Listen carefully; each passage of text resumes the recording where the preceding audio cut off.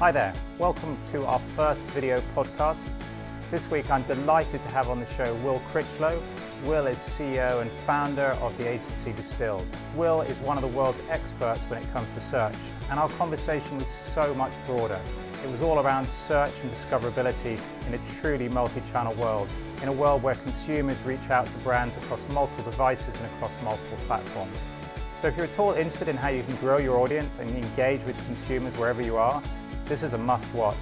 Enjoy the chat.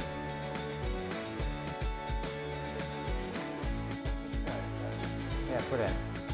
Well, Will, great to meet again, and thanks for making the time. I think it'd be great if you were up for just giving our listeners just a bit of a kind of story through your background and how you kind of built out, distilled the business, and yeah, I'd love to. That'd be a great place to start. Thanks for having me on, first of all. So I originally co-founded Distilled with a guy called Duncan Morris in 2005. We've actually known each other for significantly more than half our lives at this point. We met each other at school, high school in the 90s, actually probably playing basketball. I think we met on the basketball team. Right. And we always wanted to go into business together. We were business geeks, if you like, and technology. So we're perfect time for that because the internet was growing through our high school years. And so we actually started building websites together in the late 90s. And we very nearly just did that, launched a business then. So really early web, really. Absolutely, and thankfully none of the stuff we built then exists anymore. And we nearly did that. Parents talked us into going to university, which was a very sensible thing, and we both had a great time with different universities. Ended up moving to London at the same time, after college, and again very nearly started then, but couldn't quite afford to. Wanted to move to London, needed some money, went to work for the man, and 2.5 years after that, we kind of said we should do this, otherwise we're going to wake up in 20 years time and never have done it. And it was a perfect time because we were renting, neither of us was married, we didn't have kids. Our runway at that point was a case of saving up a couple of grand and buying some baked beans. So we got started with, looking back, it's crazy, no clients, no network, no idea of how we were going to get customers, not really much of a plan. We made a business plan and couldn't even make it work on paper, doing kind of essentially selling websites basically door to door. Like literally. So giving people a website basically. So we would, we'd walk up and down. I would go out selling. My job was to make us famous, and I would go to the local businesses near us. We lived in South London at the time, and there's still a high street that runs up from Tooting Bec. And that street was our local street, and our first half dozen customers were the hairdresser, the pub, the restaurant, the physiotherapist, that strip. And so we used to build websites for them. So we started out building websites, very quickly got into the marketing side of things. It was all very well building the websites, but getting visitors to the websites was what everybody wanted. This was 2005, 2006, so the only game in town really was Google. This was pre-Twitter. Facebook existed, but the newsfeed didn't exist, so it didn't drive any traffic anywhere. So paid and organic search were the thing. And so we got into that, and we started helping out the guys we built the websites for rank in Google and run their advertising campaigns. And then we started getting inquiries from people who we hadn't built the websites for. And then that took off, and that became the bulk of the business, and still is today, though it's broadened out into everything that search has become. So content, user experience, digital PR, all of that kind of gamut of things. And then so the very quick fast forward through was we started doing that. That enabled us to work for bigger customers, bigger clients, because we didn't have to build their whole website. And we ended up opening up a US office in Seattle in 2010 through a partnership with a company that was at the time called SEO Moz, now called Moz. And then we opened up in New York the following year, 2011. We launched our online training platform called Distilled U, which is kind of SEO 101, kind of entry-level SEO, the following year. And we also run a conference series called Search Love, which we run here in London, one in Boston, one in San Diego. And it kind of brings us roughly. Great journey. And you can see the kind of, the massive amount of depth you've got in search, and I guess search marketing. And SEO is obviously one of those things that everyone It's like gold dust, right? What it used to be. Like I remember back in the day, even actually you kind of did some work for Revu and helped us out of a few sticky patches. But I think there was a phase, obviously content and links, etc. in my mind were always the two key things. But I guess there was a phase when you were kind of in an SEO arms war with the search engine. So the business would try and improve whatever it was, keywords, etc. And then the search engines would either catch up or leapfrog ahead. But it kind of feels like we're moving away from that. Is SEO a dying art now, where that role's not really there anymore?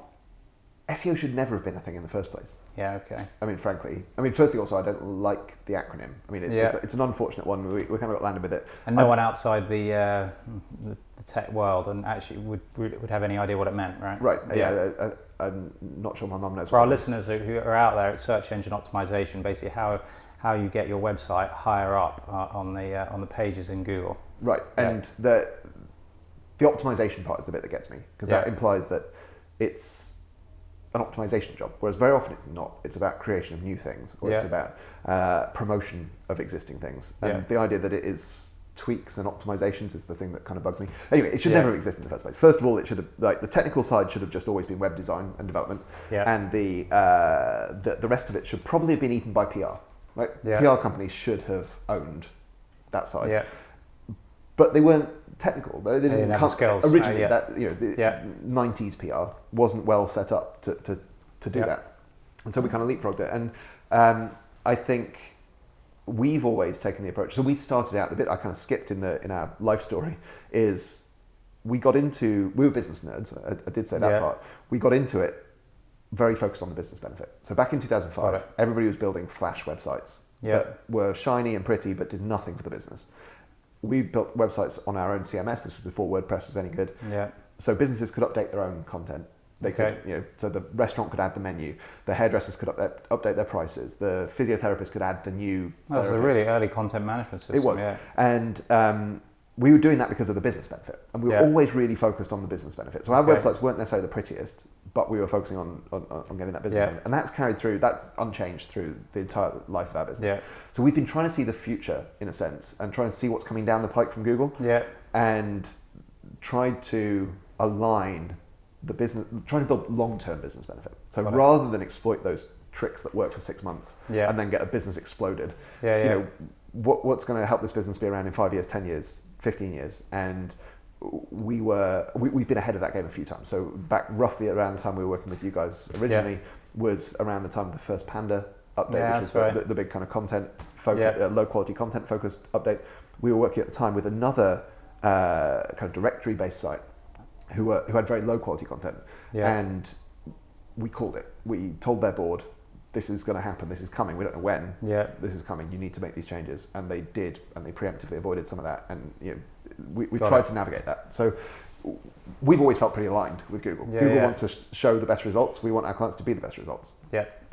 And what about in the world where, I think it was in our second podcast we did, and we had a chap called Simon Hathaway, who's in Chael, the brand agency, and very focused on the customer journey. He talks about kind of search shopping and social, i.e. you search something, you buy it, and then you share it. And obviously it's a kind of very multiple feedback loops in that bit.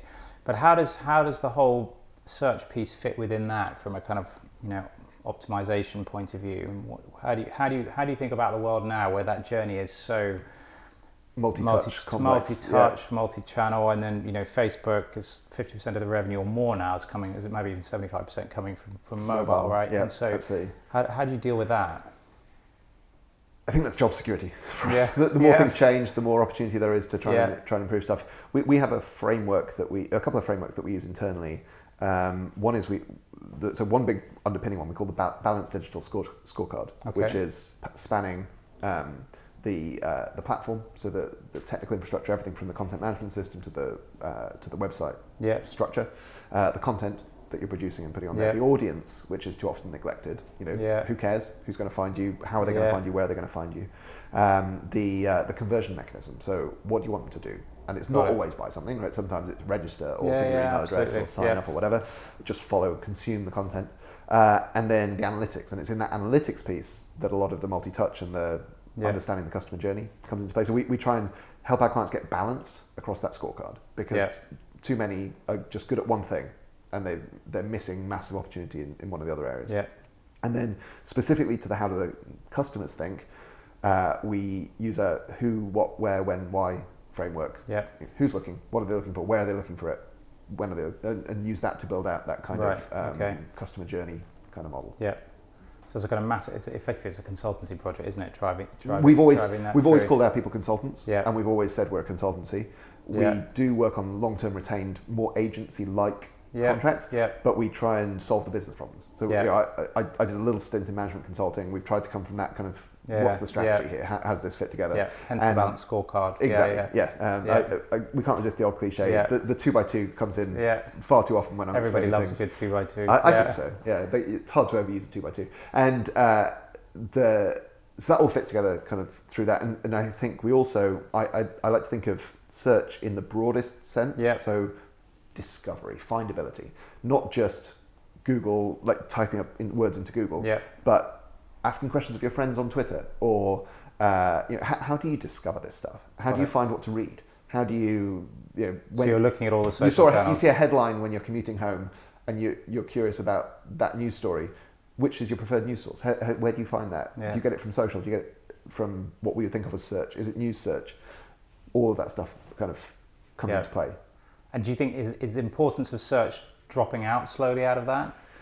Search being Google search, Google search in the UK proportion or US. terms, maybe. As in, there are other layers on top. So, I mean, as I said, back when we started, social wasn't really a thing. No, absolutely. Social is now a thing. Yeah. But in that time, search has grown massively. So search, the channel, is not declining. It's still huge. It's just proportionally. It's just proportionally. There's other things on top, and that includes mobile. Obviously, that overlaps. That's kind of one's horizontal, one's vertical. You can do search on a mobile device, but there's also all kinds of other things you can do on a mobile device, and things that we would never have thought of doing in a desktop world. So, and is the ranking in Google's mind, is the ranking the same on desktops versus mobile? I never thought about that. Very similar. Right now, but diverging. The main differences at the moment are in the user interface, user experience. So what on mobile might be you get a location-centric result much more than you would on desktop, those kinds of things, so that the user interface is a bit different. The actual ranking has been very similar until quite recently, but they're starting to separate, and you're increasingly seeing the mobile-friendly tag in mobile search results. We actually expect that, but we expect that to go full loop, and we expect Google to start ranking sites better on desktop when they're mobile friendly. Interesting. Because Google is going very mobile first, mobile everywhere, and they don't want you to find a result that you then share to somebody else that they can't open well. And that second person who you share it to is likely on mobile. And so actually we expect it to become, you have to be mobile friendly to rank anywhere in the fullness of time. So mobile is everything. Mobile is everything. Yeah, absolutely. Okay. And what about content? How do you think about content these days? As part of the balanced scorecard, and that it serves a variety of purposes. So we like to try and ensure that there's content serving all of the major bits in there. So from awareness. So all the touch points have that. Yeah, exactly. I mean, you also start to get into the argument, like, what is content?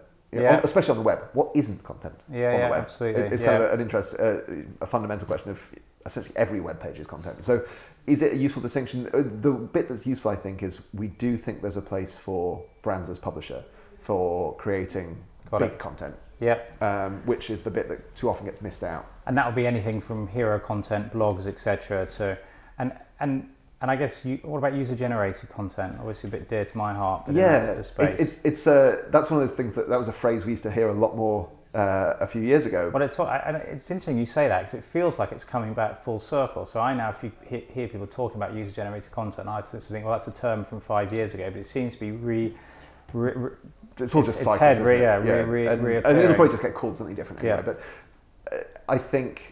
I mean, you can see all of social as user-generated content, right? So Absolutely. I think in that sense, we're all publishers. I think there's a huge. It's hard to imagine a world without user-generated content. Without Amazon reviews. Without. I mean, I've always your guys Ask an Owner. Yes. Absolutely. That was for me a really revolutionary step because it aligned, looking at it from a search angle, it aligned what people are asking for with the content to answer that question. Same terms, Yeah, it's exactly the same things that people are typing into Google. Yeah. They're asking an owner. Yeah. And of course, you now see other people have copied it. Amazon has something similar and so forth. And I think, imagine a world without that. Imagine a world where you only had the manufacturer's description. It's crazy. It's interesting. And so I think everything from that through to Wikipedia, which, we don't want to quote as a primary source, but again, imagine a world without that. My kids couldn't imagine without Wikipedia. We had a printed encyclopedia that cost a fortune. I was very lucky to have that. But you still, it was a pain, right? Yeah, a big pain. Now it's it's on a device in your pocket. My 4-year-old was doing OK Google in the car the other day, asking questions about dinosaurs or something. So I'd love to ask you about voice, but before we do, in this whole world, what about images and photos and these? Because obviously, and video, they play a huge part in the user journey, whether that's influencing you on what you want to read, buy, or book on holiday, etc. How do the search engines take account of that? Do they currently pretty ignore poorly it? On average? I think. I mean, certainly. So Google Images in particular went through a big overhaul a good few years ago now, and essentially stopped sending outbound traffic. You just stay in Google Images. And even if you click See Image, you see it in Google Images. So as a source of traffic, pretty terrible. As a user experience, better. But how much do normal users use it? I don't really know. I feel that actually that's less of a search thing. I feel that that's much more of a social. Absolutely. It's. If you're speaking to customers about having content in their digital properties, I guess is probably a better way than even saying website. Are images and those sort of things important to have in their main assets? Or are you actually thinking it's more in their social channels? No, they are critical to have for users. Which becomes the same thing as for search. But it's not a first order effect. It's a second order effect. Got it. You touched on voice in your OK Google. Yes, OK Google. How does that play out? Siri. So I asked Edwin, one of our colleagues back in the office, and I was saying I was coming to chat to you, and I said, we've got any interesting questions to ask Will. And he said, well, actually, in 5 years' time, aren't we all just going to be going OK Siri or OK Google, and it's all going to be done voice? So there's no need for search anymore or search engine optimization. What are your thoughts on that? I think we'll screw it up in new and imaginative ways. I'm not worried about our job security, but how will it work from a user's perspective? I think. I mean, firstly, it's got so much better so fast.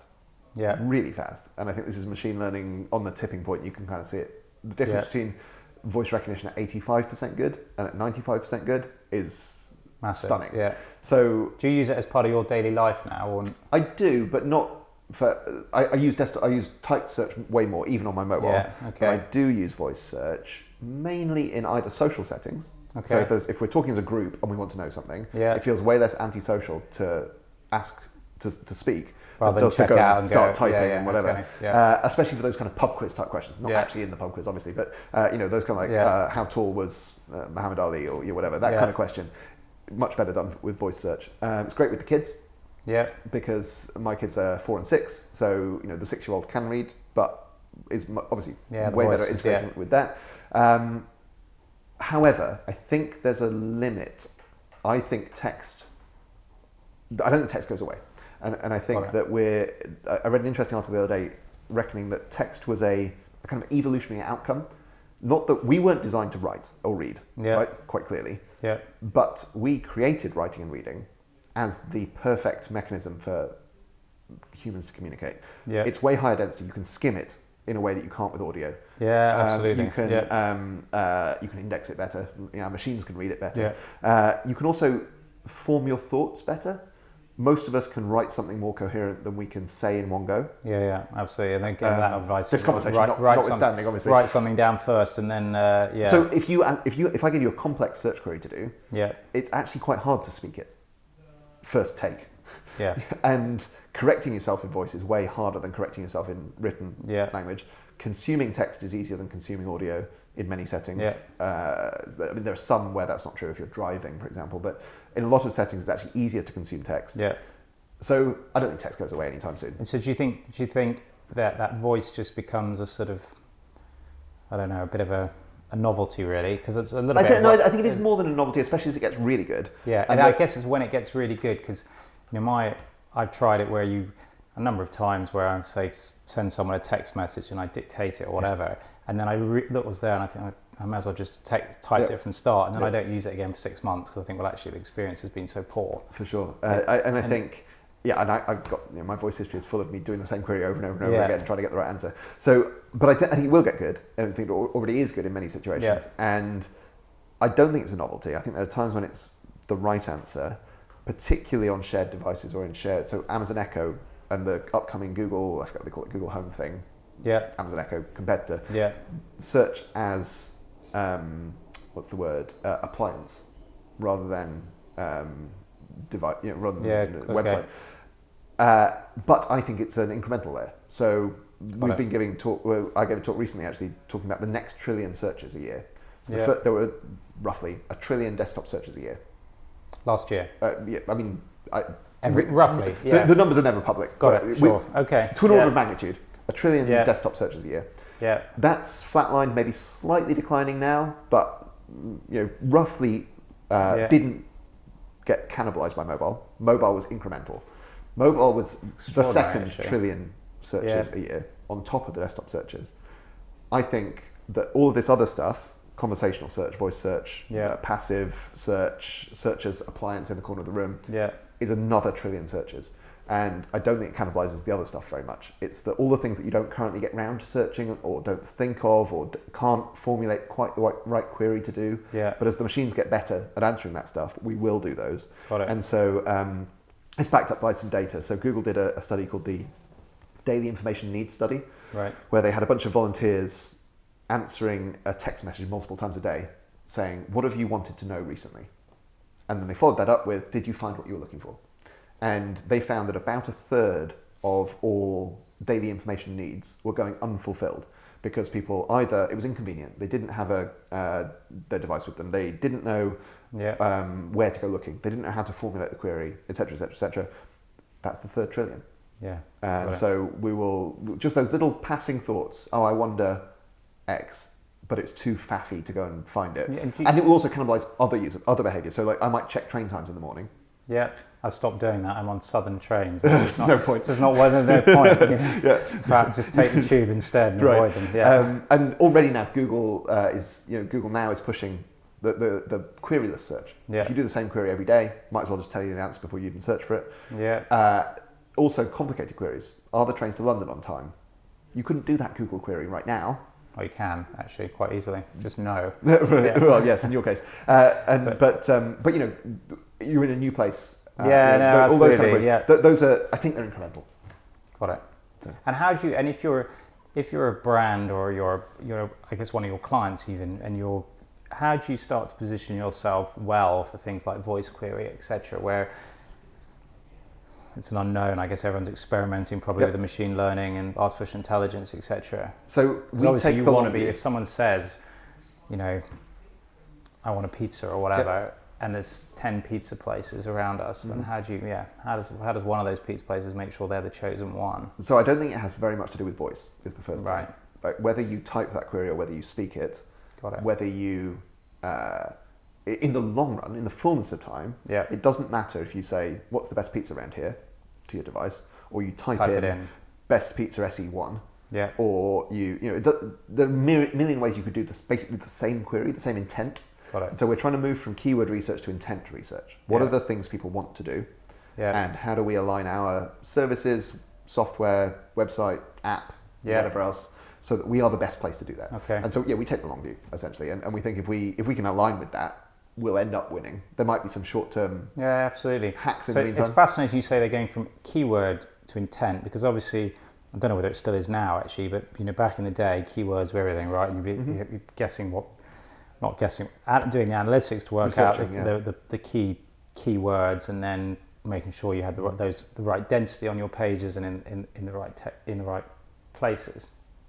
As you move to intent, though, how does that change? Because that then starts to become, those keywords are broad. Well, they're probably still relevant a little bit today, but So we've actually done some research. They're still very relevant today. Okay. We did some research recently where we took a whole bunch of different sectors and we defined a single intent, Yeah. and then brainstormed 10 different ways to phrase that intent as a keyword. Yeah. And the rankings were very different in general. Interesting. For those different ways of phrasing it. So right now, keywords still matter. So don't, anyone listening, don't throw Don't out give your up on the keywords. keyword They're still research really just important. yet. But yes, long run, there's no real reason why it should make any difference. Yeah. How you phrase that. The intent is the thing that matters. The difference, to my mind, is the quality of the data and the quality of the research that you can do. So the thing that the internet really enables is the fact that we can do what is essentially market research. Yeah. In a way that isn't just go and ask a bunch of people what they think, which is both inefficient and ineffective in many cases, because people don't know what they think. You have to observe their actual behaviour. Yeah. And so with analytics and so forth, you can do that to a much greater degree. Yeah, got it. No, fascinating. And where if you had a crystal ball next 3 years, where do you see it all heading? 3 years. So 3 years. Well, you can do 5 if you like. Yeah, well, 5 is probably a bit more challenge. Depends what horizon you're I tend to think that things change much slower than we'll think. Yeah, we're led to believe. Yeah. Yes, exactly.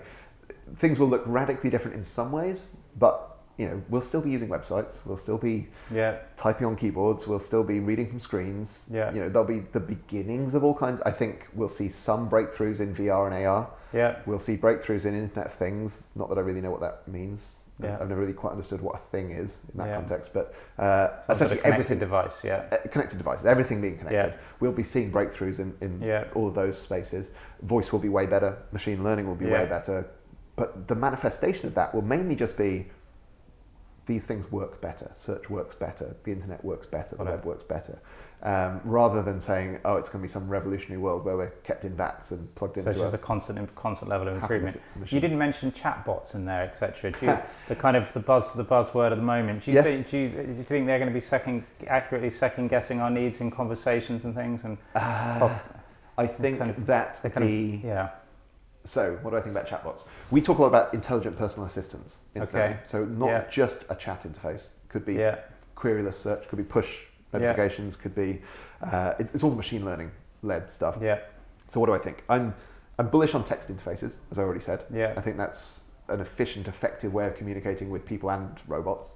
Yeah. So, I like chatbots in that respect. I'm not a fan of the unstructured, undiscoverable user interface, where you have to kind of I think who was it, The Verge or somebody, when it all when there was all the buzz around the Facebook Messenger bots and all that stuff, they downloaded one of the weather apps and they're like what's the weather going to be like in Brooklyn this weekend, and the weather bot gets confused by this weekend and gives the weather right now. And as soon as you don't know what you can ask or what you can't ask, this voice search has the same problems. It's too complicated for the. You just have to start discovering it. You're trying to phrase it in different ways. And you're trying. Whereas when there's a button and you're like this weekend, next week, a date, like that user interface is a lot. So I think we'll see a lot of hybrid interfaces. Okay. And you see this in a lot of the stuff in the Far East, where the internet developed in a slightly different way, where it became a lot of it was chat first. So you see that because of their alphabet. What WeChat and Line and those kind of apps are the jumping off point for all of e-commerce. Okay. Rather than they've got that is more highly developed than search is, whereas we've got search more highly developed than chat is. But what you see there is a lot of hybrid interfaces. So you see you see facets and checkout buttons and those kind of things next to the chat interface. So I think we'll see a lot of hybrid. Yeah, great. Okay. And when we were chatting before we were on air, you mentioned you've got a little bit of software project happening coming out of our R&D team. Yeah, absolutely. Are you happy to talk a little bit about that? Yeah. So the context is that we've been doing this, the client services part of our business, helping the consultancy side, agency side for 11 years now, and over that time we've seen the same problems come up again and again and again and again, and we wanted to try and solve some of those in better ways, make a bigger impact in solving some of those. And the two big challenges we saw one was an inability to make the changes we recommended. Tons of our clients would come to us and they've got half a dozen reports from different companies in the bottom drawer that they've not implemented. Yeah. And so that was one challenge. And then, and especially if you look at, say, an e-commerce site built in 2005 on IBM WebSphere version whatever, there's some change you can't make without a multi-million-dollar replatforming. But if you could make that change, it would make you money right away. Yeah. The other problem was figuring out the ROI of SEO changes. So is it going to be worth doing this? If this is going to take me 2 weeks of engineering time, am I going to see a benefit to it?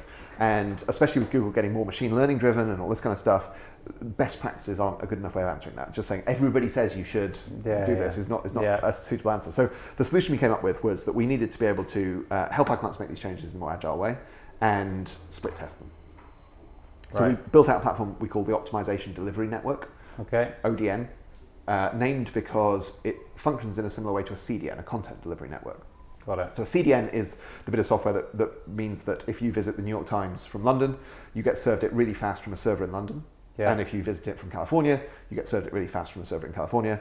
That's the outside edge. Our system sits inside the CDN, between the user and the original server, and it can make changes to the website on the fly. So we can fix those CMS problems outside the server, if you like. So even if they're on WebSphere 1.0, we just operate on the HTML layer. So it doesn't matter how you produce it. Doesn't matter what server it's on. Doesn't matter what CMS it is. We can fix those HTML problems. As the first benefit. And the second benefit is we can split test them. So we can think of an e-commerce site. We can take 10% of products in a category, make the change to those products, leave the rest the same as they used to be, and then track the organic traffic that comes to those pages, and then a bit of fancy maths, and we can tell if there's a statistically significant uplift. We can quantify it. We can make the business case to say, well, first of all, let's just turn it on our system for all products, and then you guys go and build it in the back end because here's the ROI. This is worth your engineers working on. And it's kind of exciting. That's great. Where are you at? Where are you with it? It exists. It's built. I mean, there's a lot more to do. But you're looking for clients? We are absolutely. So we've got our first, handful of early customers live using it, running split tests, getting data back, all that kind of stuff. But we are. We're open for business. Absolutely. Yeah, great. So contact Distilled if we'd love to chat to anybody try that amazing product. That sounds great.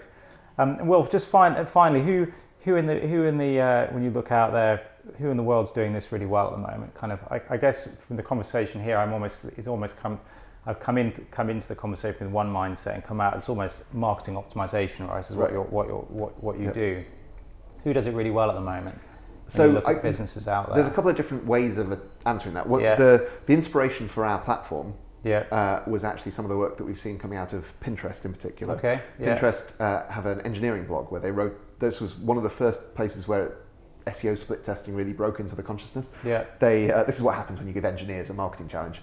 They essentially solved it in code. And so they built the capability to roll changes out to taste tests of their pages and see what happened. They blogged all of it, and we said it'd be great if our smaller they weren't leaving that to chance. Our smaller customers could do that. And they also, interestingly, they did it with not only with things they thought would have a significant upside, but also to avoid downsides. So they wanted to roll out I'm getting very technical here, they wanted to roll out a JavaScript-based rendering of a page that would be better for users, faster user interface. But they were worried that Google wasn't going to be able to parse it correctly. So they rolled it out in a split test, saw a catastrophic drop in the tiny fraction of pages they'd rolled it out to, and saved themselves from what would have been a major problem if they'd rolled that out to the whole site. So we've been watching what they're doing, and I know that similar stuff's happening at Etsy and Amazon and various other places. So they're doing that side of things really well. Coming back to the roots of things that we've talked about a lot over the years of shopping and consumer electronics and all those kind of side of things. One website I absolutely love that I've been recommending to people recently is the Wirecutter. Which, I'll check it out. Which is they just do ridiculously in-depth reviews of stuff, right? Everything from Wi-Fi routers to laptops to cameras to all kinds of things. But also, my favourite one. So, and these become 6,000 word essays, and obviously they give you the as you guys would have said, just by this one at the top. Absolutely, But they will give you all the why, and they'll we tried this, we tested it in this way. Wow, check it out. All these things. My favourite one. Best pen in the world. They write 6,000 words on the best ballpoint pen. What is that, a bit Biro? What comes No, out? not quite. They recommend I think it's like a $7, is it a Papermate? I can't actually remember what pen it is. I have one, and it's excellent. But it's crazy how much effort they went into to find the best pen. And the best pen is not some Mont Blanc $400 pen. It's there's a surprise. Couple of bucks, whatever. But so I'm sorry. Recommending that website's going to cost everybody a lot of money because I keep going on there and buying things. But so I think they do The point is they do commercially product-driven content Got it. exceptionally well. Imagine if your average e-commerce retailer, thought that way and built up that kind of flywheel. Yeah. That's great. A great place to end and great food for thought. Will, thank you so fun. much for taking Thanks the for having me time. on. Thank you.